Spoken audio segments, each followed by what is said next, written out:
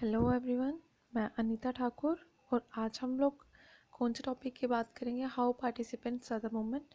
हम लोगों ने बात करनी है आज कि ये जो पार्टिसिपेंट्स थे, जो लोग सपोर्ट कर रहे थे सिविल डिसोबीडियंस मूवमेंट को, उन्होंने किस तरह की डिमांड्स को अपने सामने रखा।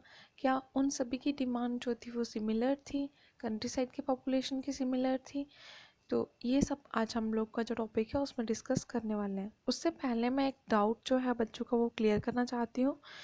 आप लोगों का कहना है कि ये जो कॉल्ड ऑफ हुआ था सिविल डिसोबीडियंस मूवमेंट जो थी वो कब बंद करेगी। तो वो है आप लोगों का दिसंबर में, जब ये राउंड टेबल कॉन्फ्रेंस हुई थी उसी टाइम पर क्या किया गया था, ये मतलब बंद कर दिया गया था इसको, जो कि मैं आप लोगों को ऑलरेडी बता चुकी हूँ।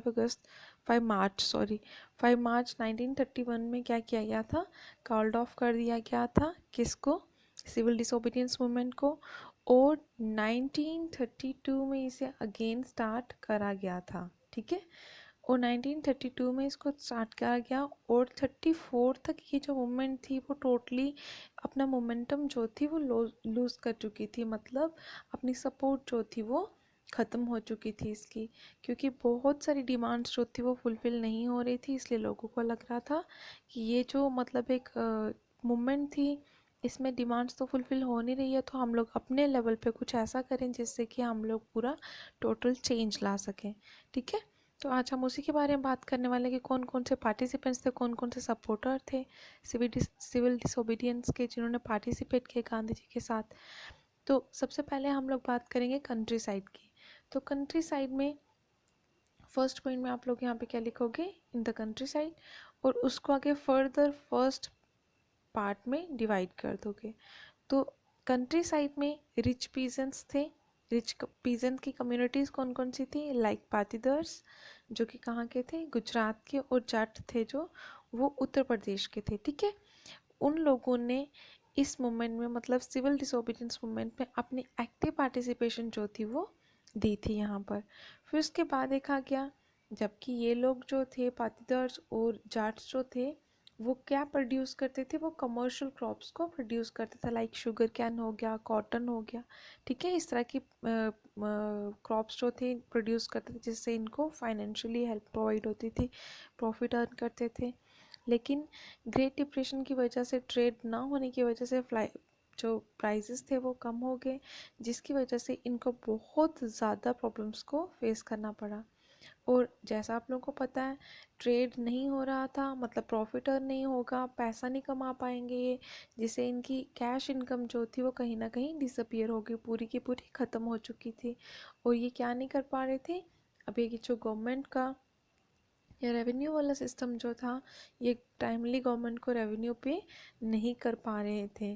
तो इसलिए इनका कहना था कि गवर्नमेंट जो है वो क्या करे, हम लोग गवर्नमेंट को अब रेवेन्यू जो है वो प्रोवाइड नहीं करेंगे, क्योंकि हम लोगों के पास तो प्रॉफिट ही नहीं अर्न हुआ, हम लोगों को हमारी इनकम जो है वो टोटली लॉस्ट हो चुकी है ड्यू टू ग्रेट डिप्रेशन, ठीक है।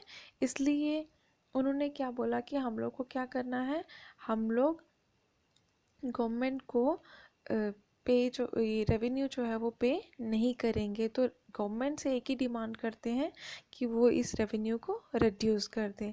अब ये जो रिच पीजेंट्स थे उनको सबसे ज़्यादा सपोर्ट जो, मतलब सिविल डिसोबीडियंस मूवमेंट को सबसे ज़्यादा सपोर्ट जो थी वो कहाँ से मिल रही थी, रिच पीजेंट्स से मिल रही थी। उनकी डिमांड ये नहीं थी कि स्वराज चाहिए, उनकी डिमांड ये थी कि हमारा लैंड रेवेन्यू जो है वो क्या होना चाहिए, कम होना चाहिए। और ये जो कम्युनिटीज़ थी, कौन सी कम्युनिटीज़ की बात करें, गुजरात की और यूपी की, जिनमें जाट्स थे और पाटीदार्स थे, ठीक है। तो उन्होंने कम्युनिटीज़ को क्या करना शुरू कर दिया, अवेयर करना शुरू कर दिया। बहुत सारे ऐसे मतलब रैलीज ऑर्गेनाइज करते, प्रोसेशंस ऑर्गेनाइज करते, जिससे कि लोगों की मेंबरशिप को और ज़्यादा इन्हांस किया जा सके, बढ़ाया जा सके, और ज़्यादा से ज़्यादा लोग जो है वो पार्टिसिपेट कर सके इस मूवमेंट में, ताकि वो बाइकआउट सिस्टम जो चलाया जा रहा है, बाइकआउट क्लॉथ्स को बाइकआउट करा जा रहा है, फॉरेन गुड्स को बाइकआउट करा जा रहा था, तो ये सारी चीज़ों में इन लोगों की पार्टिसिपेशन होगी, तभी सिविल डिसोबीडियंस जो है उसको सपोर्ट गेन होगी, ठीक है। तो यहाँ पर बताया गया बहुत से लोग जो थे वो स्वराज जो था उनके लिए जो स्ट्रगल जो थी वो किसके खिलाफ थी, हाई रेवेन्यूज़ के खिलाफ थी। ठीक है, तो कहीं ना कहीं इनका स्वराज का मतलब जो था वो रिडक्शन इन रेवेन्यू सिस्टम में थी। ठीक है, और उसके बाद लेकिन हम लोग ये देख सकते हैं कि यहाँ पर जब 1931 में इस मूवमेंट को कॉल्ड ऑफ किया गया, मतलब बंद कर दिया गया गांधी जी के द्वारा, तो लोग जो थे वो बहुत ज़्यादा निराश हो गए। क्यों निराश हो गए? क्योंकि रेवेन्यू सिस्टम जो था मतलब वो और ज़्यादा बढ़ के उनके डिमांड जो थी वो फुलफ़िल नहीं हुई, जिसकी वजह से जब 1932 में दोबारा से इस मूवमेंट को स्टार्ट करा गया, सिविल डिसोबीडियंस मूवमेंट को, तो लोगों ने इनकार कर दिया कि हम लोग इस मूवमेंट में पार्टिसिपेट नहीं करेंगे क्योंकि हमारी डिमांड्स जो हैं वो फुलफ़िल ही नहीं करी गई हैं। और मुझे नहीं लगता कि मतलब आने वाले टाइम में कि इन लोगों का कहना था कि हमें नहीं लगता कि आने वाले टाइम में हमारी इस तरह की कोई भी डिमांड जो है वो फुलफ़िल होगी, तो हम लोगों को इस तरह के दंगे फसादों में नहीं ज्वाइन होना। सो सेकंड पॉइंट जो है आप लोगों का वो है पूरर पीजेंट्री। अब ये जो पूरर पीजेंट्री है वो कौन लोग हैं? ये भी कहाँ पर रहते हैं? ये भी कंट्री साइड के लोग हैं, मतलब विलेजर्स हैं। ये लोग जो थे ये भी इंटरेस्टेड नहीं थे। इनका जो इनकी डिमांड थी वो टोटली अलग थी। किससे अलग थी? गुजरात के और यूपी के पीजेंट्स से। ठीक है, ये रेवेन्यू डिमांड को कम करने के पीछे इनका कोई इंटरेस्ट नहीं था। ये लोग चाहते थे कि ये जो स्मॉल टेनेंट्स हैं, जो लोग किसी के आगे काम करते हैं, कल्टीवेशन लैंड में काम करते हैं, और उनको क्या करना पड़ता है, रेंट देना पड़ता है लैंडलॉर्ड्स को, मतलब किराया देन प्रॉफिट जो है वो किसको देना पड़ता था, लैंडलॉर्ड्स को देना पड़ता था। जैसा कि ग्रेट डिप्रेशन चल रहा था उस टाइम पर कैश इनकम आप लोगों को पता है कि बहुत कम हो गई थी। स्मॉल टेनेंट्स जो थे उनको बहुत ज़्यादा डिफ़िकल्टी फेस करनी पड़ रही थी। वो प्रॉपरली टाइमली रेंट जो थे वो पे नहीं कर पा रहे थे, जिसकी वजह से उन्होंने कहा कि अब हम लोग क्या चाहते हैं, हम लोग की क्या डिमांड है कि लैंड लॉर्ड्स जो हैं वो क्या करें, हमारा फ़ाइन जो है वो रिमिट कर दे, मतलब माफ़ कर दें। तो उन्होंने क्या किया, इसीलिए उन्होंने अलग अलग तरह के मूवमेंट्स में पार्टिसिपेट करना शुरू कर दिया। ठीक है, जो कि किसके द्वारा चलाई जा रही थी मूवमेंट? सोशलिस्ट के द्वारा, कम्युनिस्ट के द्वारा चलाई जा रही थी। ठीक है, उसके बाद अगर हम लोग बात करें कि ये जो इश्यूज जो चल रहे थे उस टाइम पर, कहीं ना कहीं उससे सबसे ज़्यादा नुकसान किसको हो रहा था, किन लोगों को डराया जा रहा था? रिच पीजेंट्स को और लैंडलॉर्ड्स को।